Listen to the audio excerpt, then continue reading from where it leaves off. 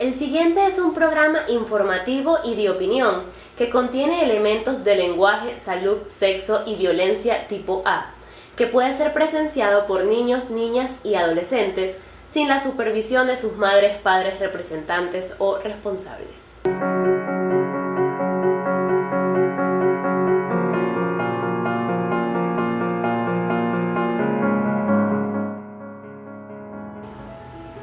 La autocensura es la espada de Damocles de la coerción periodística. Así lo considera la periodista María Eugenia Díaz en un artículo publicado en marzo del 2007. Este tipo de censura en particular se produce al establecerse presiones externas que inducen al comunicador a omitir ciertos aspectos de un hecho noticioso en pro de salvaguardar su integridad física, moral o inclusive la de sus familiares. Cifras publicadas por la Oficina de Planificación del Sector Universitario OPSU en el informe Índices Cupos y Demanda 2014 revela que existe una demanda de 8.319 venezolanos que manifestaron su deseo de estudiar comunicación social. Pero en el mismo año 2014, la ONG Instituto Prensa y Sociedad divulgó un estudio donde afirma que algunos comunicadores se autocensuran por los siguientes motivos.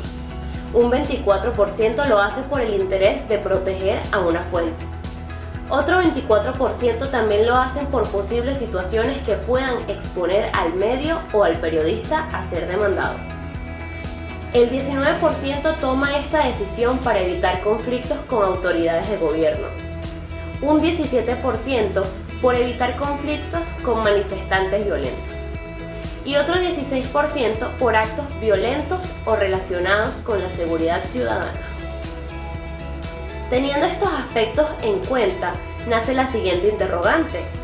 ¿Está el contexto sociopolítico venezolano promoviendo la autocensura en los estudiantes de comunicación social en Venezuela?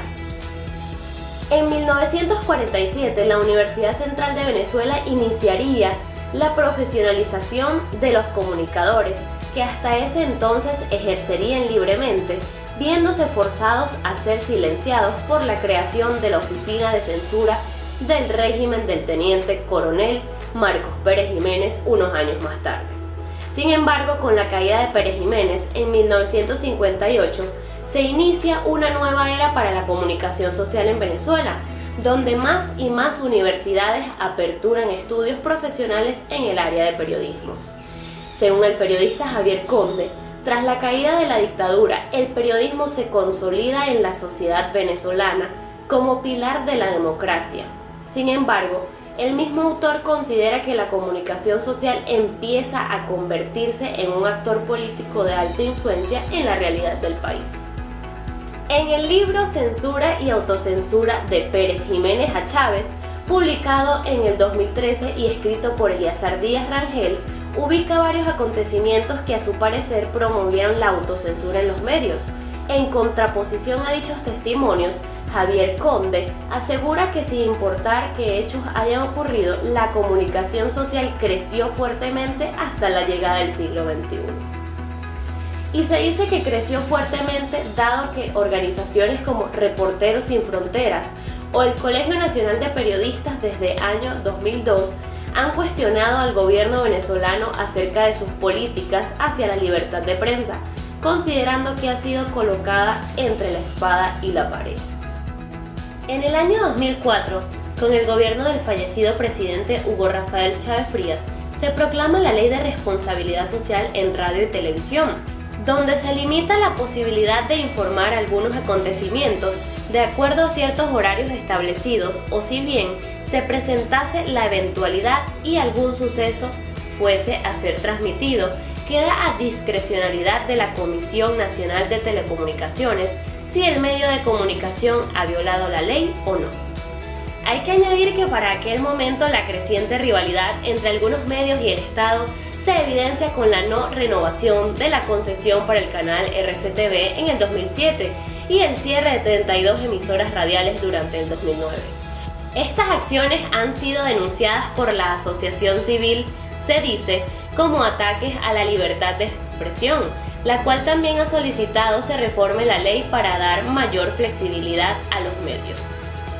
Según el profesor de la Universidad Católica Andrés Bello, Ricardo Antela, la Ley de Responsabilidad Social en Radio, Televisión y Medios Electrónicos, como pasó a llamarse en 2010, posee varios elementos que incitan a la autocensura, como lo es que, según el artículo 1 de dicha legislación, se haga responsable a los proveedores del servicio de Internet por los textos, imágenes o sonidos cuya difusión tenga lugar dentro del territorio de la República.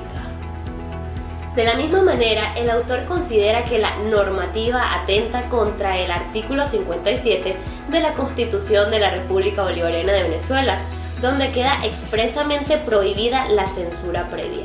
Esto se refleja en el artículo 27 de la mencionada ley, donde se establece que los proveedores de medios electrónicos deberán establecer mecanismos que permitan restringir sin dilaciones la difusión de mensajes divulgados que se subsuman en las prohibiciones contenidas en el presente artículo.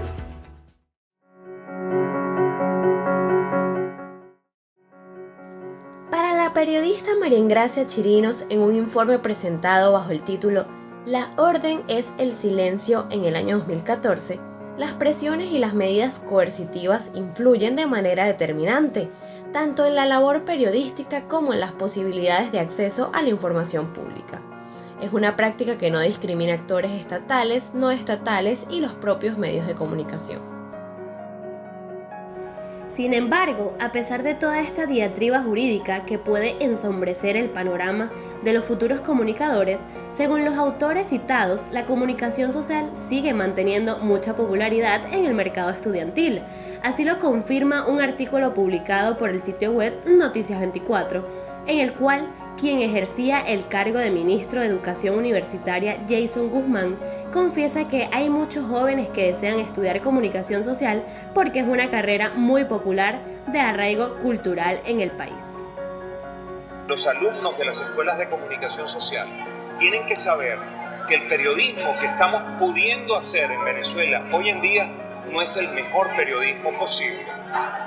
Que el periodismo que se debe hacer es un periodismo cuestionador, que se cuestione a los polos de poder, que se cuestione al Estado, que se cuestione al gobierno, que se cuestione a los partidos políticos, que se cuestione a los empresarios, que se cuestione a todo el mundo.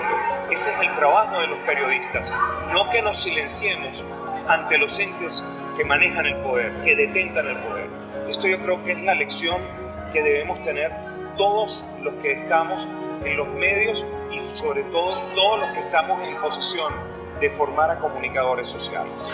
Conjuntamente con esto, un comunicado emitido por la Corte Interamericana de Derechos Humanos, la situación de la libertad de expresión en Venezuela es grave, porque el marco jurídico es de enorme ambigüedad y el gobierno tiene facultades muy fuertes para sancionar a los medios o incluso sacarlos del aire. Y en mi experiencia de permearme con otros estudiantes, los estudiantes le huían a abordar reportajes e interpretación de profundidad social.